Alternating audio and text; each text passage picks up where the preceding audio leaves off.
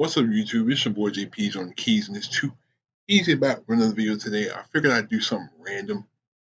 You know what I'm saying? We're gonna watch a video about Blackbeard today. Blackbeard, the freaking pirate.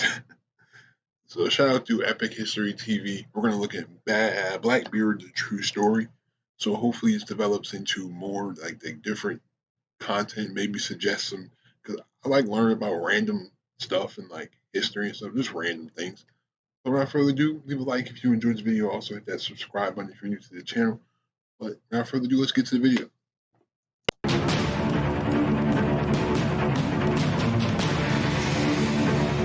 Blackbeard's early life is shrouded in mystery. His real name was probably Edward Thatch, and he may have been a sailor from the English port of Bristol. Some believe 1680 to 7. He only lived to be maybe 38. Wow. I mean, back you gotta think back then the hygiene was kind of terrible back then. Like living to 40 was like a, s- a goal for people back then because like the hygiene was terrible. Yeah, I was gonna say like it's just shocking now because it's like the life expectancy is a lot, almost double of what it is, double now what it is back then. So it's, you know, he fought in the War of Spanish Succession, at the end of which he found himself unemployed in the Caribbean in the last great age of piracy. So he travelled to the outlaw haven of Nassau and turned pirate.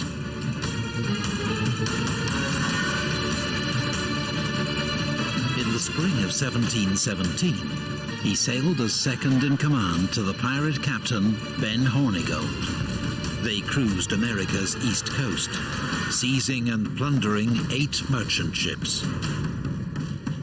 That summer, Blackbeard met Stede Bonnet, known as the Gentleman Pirate, and took over command of his ship, the Revenge.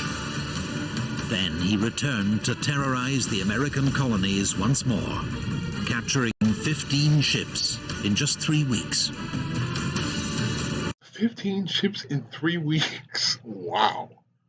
They was busy, man. It's every other day they come in to take over something. It's like, and you know, I watched a video where like Blackbeard, a lot of his work was actually was mercenary work. Like these leaders of these colonies, these towns, they would hire him to go and raid and and plunder ships because obviously as a as a as a leader of a country, like you can't just randomly just go and snatch somebody's ship. Like that's a war crime. Like that's something that would incite a war. So you hire Blackbeard to do it, and then the the governors get a commission off of what was seized off the ship. So that's how Blackbeard made a lot of his money. He was a mercenary, but then that got phased out. That period got phased out because they were moving further towards away from the pirate era. You know, Blackbeard used fear as a weapon, terrifying opponents into a quick surrender. But there's no record of him ever torturing or murdering any of his victims. That autumn, Blackbeard sailed to the Windward Islands. Off St. Vincent, he captured La Concorde, a French ship carrying 500 slaves bound for the sugar plantations. Blackbeard refitted the ship with 40 guns and renamed her Queen Anne's Revenge. He now commanded one of the most powerful warships in the Caribbean. With 4 ships and 250 crew, Blackbeard rampaged through the West Indies, capturing and burning ships, as well as the French colony of Guadeloupe.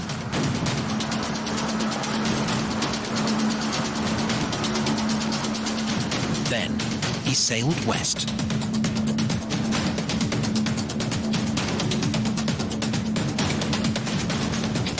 In the Gulf of Mexico, he wrought havoc amongst Spanish shipping and earned himself a new nickname, El Gran Diablo, the Great Devil. so this man literally just sailed across in was this near like Mexico, Central America, just just sailing across. You saw a ship. Hey, let's steal all their gold and burn the ship. Let's steal all their gold.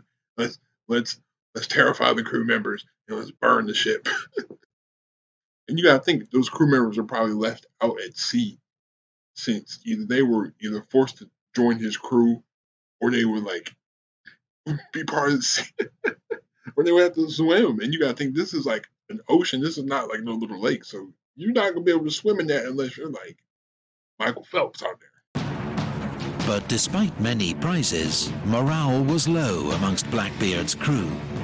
They hadn't had a big haul in months. The men wanted gold. So Blackbeard sailed to the Florida coast, where the Spanish treasure fleet had been wrecked 3 years before. His men searched the wrecks for gold and silver, but scavengers had already taken the easy spoils, and they found little of value. Blackbeard continued north to Charleston, South Carolina. In the boldest move of his career, he blockaded the port for 6 days, seizing goods and hostages from any ships entering or leaving the harbor. Continuing up the coast, Blackbeard entered Topsail Inlet, looking for a hideaway. But his flagship, the Queen Anne's Revenge, ran aground and sank. Gentleman Stede Bonnet now chose to part ways with Blackbeard. 4 months later, he was dead, hanged in Charleston as a pirate. Blackbeard marooned part of his crew and sailed with his closest companions to Bath, North Carolina, where he secured a royal pardon from the governor as part of a pirate amnesty. He and his men set up base on Ocracoke Island, but were soon back to their old ways, plundering 2 French ships out at sea. Blackbeard claimed his loot, 180 barrels of sugar, came from an abandoned ship, but few were fooled. Alexander Spotswood, Lieutenant Governor of the neighboring colony of Virginia, now decided to deal with Blackbeard once and for all. Flouting colonial law, he sent a naval task force to North Carolina with orders to take Blackbeard, dead or alive. Lieutenant Maynard of the Royal Navy and 60 men caught the pirates off guard at Ocracoke Island. Blackbeard was outnumbered 3 to 1, but he fought skillfully and bravely to the end. Finally, he was cut down by one of Maynard's men. His body was found to be covered with 20 sword cuts and 5 bullet wounds. Blackbeard's head was cut off and fixed to the bowsprit of the Navy sloop to prove he was dead. Blackbeard's reign of terror lasted less than 2 years, during which he plundered an estimated 40 ships. But his careful and deliberate use of terror forged a legend that would last for centuries. Epic history. You see, if I wasn't paying attention, I would have got jump scared by that. But yeah, man, I like, you know what I'm saying, this nice little trinket about Blackbeard. I definitely would like to see some longer videos, you know what I'm saying? Because I don't know, like pirate history kind of seems to have fallen by the wayside because like people just like most people think pirates are just like those like not like the Somali pirates, but like the pirates back in the day. That's all folklore and that's I mean not myths, but like they assume it was just folklore because it's all a lot of like there's so many stories and legends and myths and tales and information isn't there's really not a lot of information about a lot of these dudes that I feel like a lot of people think it's a myth like Bigfoot and the Loch Ness monster and you know Stonehenge. That would be fire to dig deep into those, or that would be fire. But anyway, thank you again for watching. Please leave a like on the video. Please turn on my post notifications. Hit that subscribe button if you're new to the channel. Also, don't forget to turn on my post I asked you to turn on my post notifications already. I'm gonna ask you again. Turn on my post notifications. Anyway, thank you. Please be safe. Have a great day. Stay on the grind. I'm out. Peace.